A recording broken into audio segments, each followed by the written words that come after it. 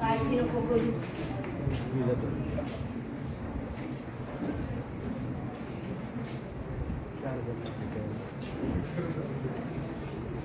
आई, आता माझी 10वी झालीये. मला बाहेर कॉलेजला जावं लागेल. तू पण चल माझ्यासोबत. मला नाही करवणार बाई एकटीला हॉस्टेलला. नाही नाही, मला नाही जमणार. तुझ्यासोबत यायचं म्हणलं की मला माझी नोकरी सोडावी लागेल. मला नाही जमत ते. सोड की मग. बाबांची बदली होऊ शकते. अशी तर तू प्रायव्हेट कॉलेजमध्ये तर नोकरी करते. हो, आहे प्रायव्हेट कॉलेज. प्रायव्हेट जरी असलं तर आज बुडणाऱ्याच्या काठीनं माझा आधार आहे. हाती काम नसणाऱ्यांना बेरोजगारीचा शिक्का पुसणारी माझी नोकरी आहे. प्रायव्हेट कॉलेज जरी असलं तर आज इथे अप्रुव्हल निघालेलं आहे. विद्यापीठात जागा निघाल्या तर मला फॉर्मही भरता येणार नाही. जरी मी नोकरी सोडली तर मला नाही जमणार ते. तू नेहमी अशीच करतेस. किती सहन करायचं ग? काय काय सहन करायचं? काय केलं तुम्ही माझं सहन? काय झालं काय तुम्हाला माझा त्रास? सांग बरं. दिलंस का काही डब्यात कधी वेगळं करून? नेहमी पोळी भाजी, नेहमी पोळी भाजी. का तर म्हणे पोळी भाजी पौष्टिक असते. दिलेस का कधी काही वेगळे पदार्थ करून? आणि हो ग, आलीस का कधी माझ्या पॅरेंट्स मीटिंगला? सगळ्यांचे पॅरेंट्स यायचे, फक्त तू नाही. हो, नाही आली. आणि नाही दिला काय तुला वेगळ्या डब्यात करून. माझ्याकडे तेवढा वेळच कधी नव्हता. जर ते बनवत बसले असते तर माझा पगार कटला असता लेट मार्कमुळं. आणि नाही आले तुझ्या पॅरेंट्स मीटिंगला. आले असते तर तुझ्या शाळेत तुलाच माझी लाज वाटली असती. तुझ्या शाळेत तर सगळी श्रीमंताची पोरं ना. माझं काय? मी ऑटोतून उतरताना पाहून तुलाच माझी परत लाज वाटली असती. परत मलाच बोलली असती. आई चल ना ग, राहू ना आपण सगळेजण सोबत. तुला एकदा सांगितलं ना, कळलं का सोनू? नाही यायचं मला.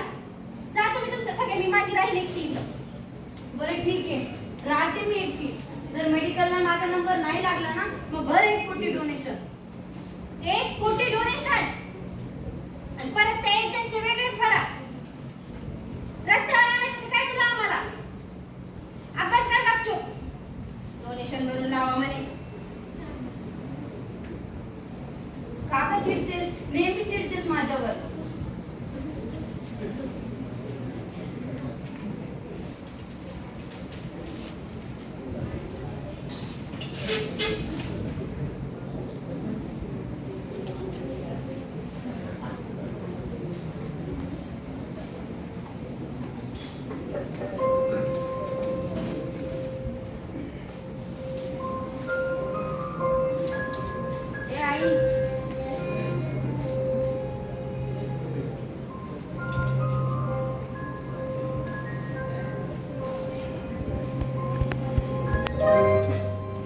ए आई, काय झालेलं तुला?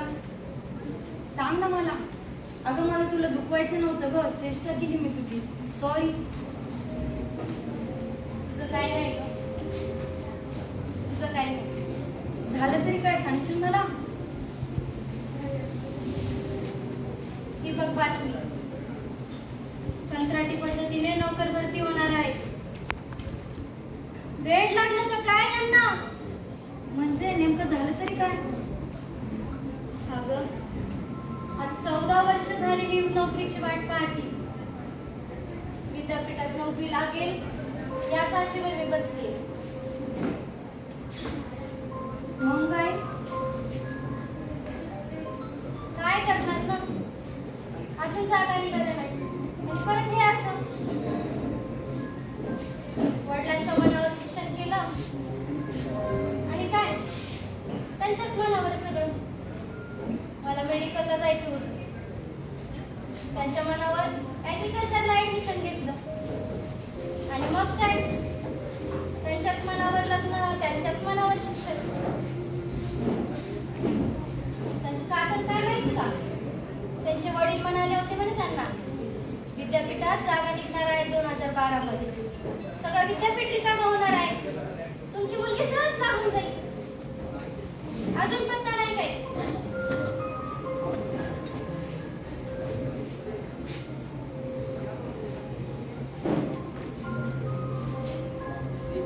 लग्न झालं मग माझं. लग्न झालं की काय? MSc केलं.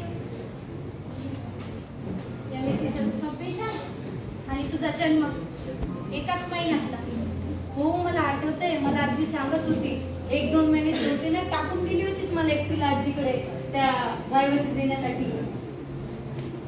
काय करणार ना, विद्यापीठात लागायचं होतं ना, म्हणून तर केला एवढा खटाटोप. इकडून तिकडून तेवढा केलं नाही की परत GR PhD लागते म्हणे. आई मी माझ्या सगळ्या मैत्रिणीला सांगायची माझी आई PhD करते. खूप कौतुक वाटायचं ग. काय करणार ना, तुम्हाला एकट्याला सोडून जात होते मी कॉलेजला. खूप वाईट वाटायचं मला, पण मी तरी काय करणार ना, माझ्या हातात काहीच नव्हतं. आई तू नेटही पास झालीस ना ग. किती अभ्यास करायचीस ग. सकाळी जायची की संध्याकाळीच यायचीस. आणि हो तुला माहितीये का, एकदा माझ्या शाळेची गाडी उशिरा आली. गणेश घरात एकटाच एवढा रडायला त्याच्याकडून दरवाजाची कडी लागली गेली. कडीही उघडता येईना. बापरे एवढा रडला. मला फोन एवढं कसं तरी झालं ना. त्यानंतर हिचा फोन लावला तर फोनही स्विच ऑफ. का तर ती विद्यापीठात होती. फोनही उचले ना. काय करावं समजेना झालं. मग शेजारच्या काकूची मदत घेतली आणि खिडकी तोडली. जेव्हा मी त्याला माझ्या जवळ घेतलं ना तेव्हा माझ्या जीवात जीव आला ग.